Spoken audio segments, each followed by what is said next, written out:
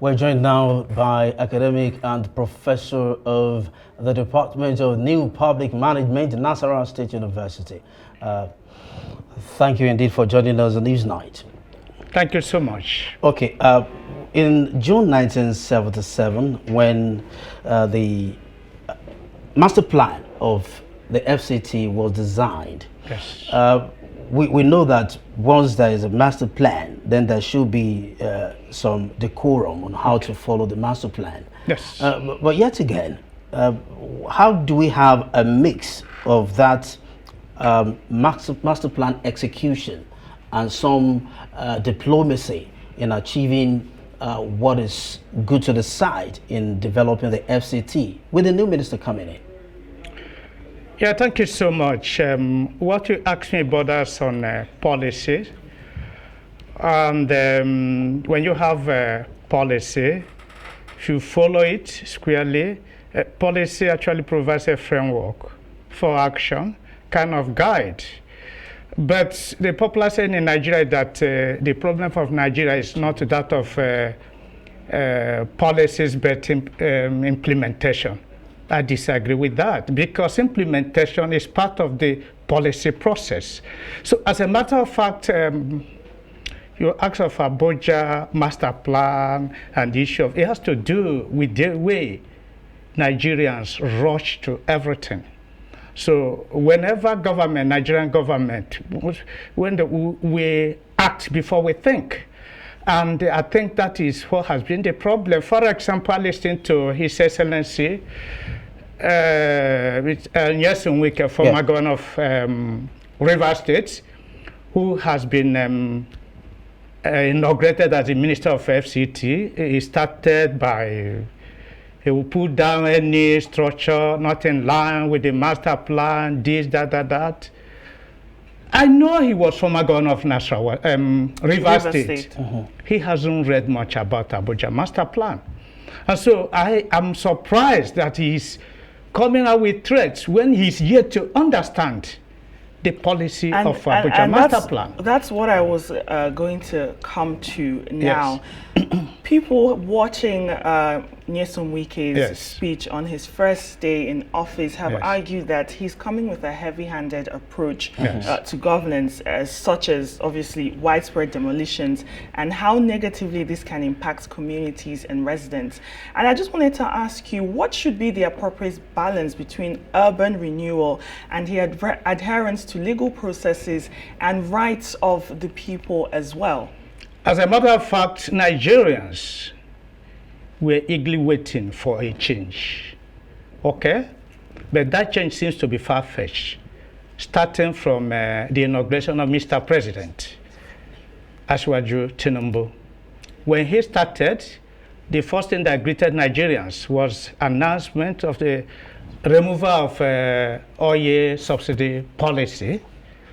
I believe that Mr. President made that statement even when he was yet to understand the issues bordering on oil policy. He made that statement. Not long, the issue of ECOWAS interference in Nigeria, before he could understand the things going on there. And Wike has followed suit. Wike is yet to assume office, yet to understand the nitty-gritty of Abuja master plan. He's already coming with threats. He will do this, he will do that. I don't know when our leaders will start thinking first before acting. The first thing is to understand what is on ground. Read the Abuja master plan. You are talking of pulling down the buildings. Who authorized those people to build the buildings? What happens to them? And so forth. So if I were the FCT minister, the first thing I do is to educate myself on the Abuja master plan.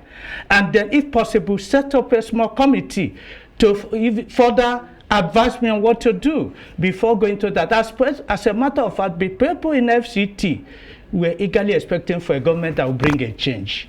But what and they bring are in policies that align with the challenges so what that they are the city is see, as a matter of fact, let me take you to, we are talking of ideal Nigeria, ideal FCT. Let me take you to Plato in his book called Republic. He talks about an ideal state.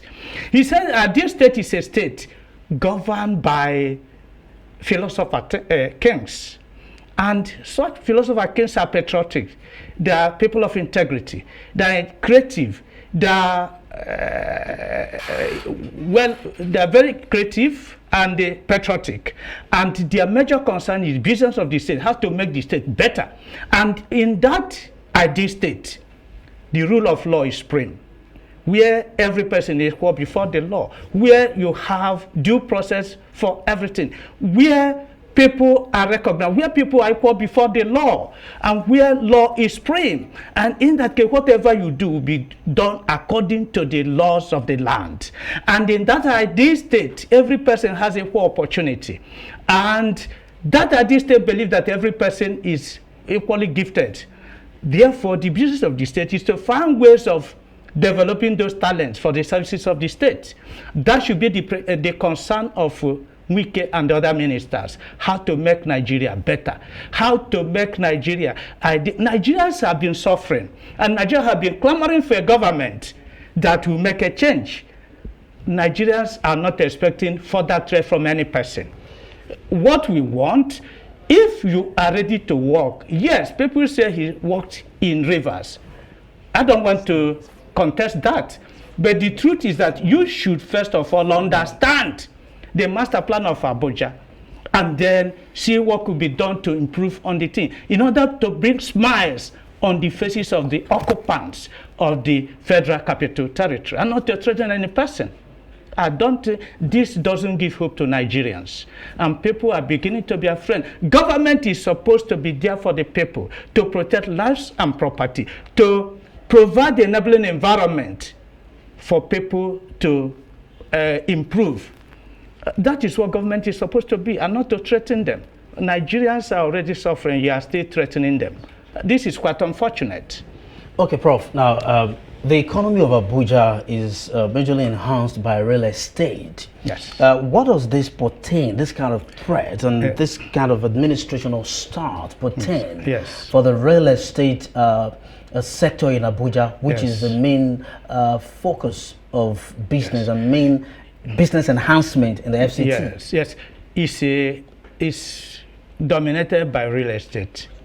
Who are the owners of this real estate? People in government. They have refused. One of the major responsibilities of government is to provide shelter for the people, or provide the enabling environment for people to provide their own shelter. If you go to some countries, you see that government makes deliberate policies to ensure that people have decent accommodation. In Nigeria, we have housing deficit, terrible housing deficit. And so government is encouraging real estate because people in government make money out of that. And that's why government is not doing what it's supposed to do to alleviate the housing deficit in FCT. And so it's dominated by people in government. And we are asking people in government to remember that they came in to provide services for the people, to improve the lot of the people, to protect lives and property. And by focusing essentially on what will enter their pocket, by encouraging real estate, it's not helping matter. How many people can afford this, the money, the high rent? Whether you talk of land, talk of houses in Abuja, very, very exorbitant, because government has refused to do what it should do and allow few people to control housing in FCT. And that's why it's very expensive. All right. That's all the time we have, unfortunately. Thank you so much, Professor Charles Nwekeaku, Professor of the Department of New Public Management, Nasarawa State University.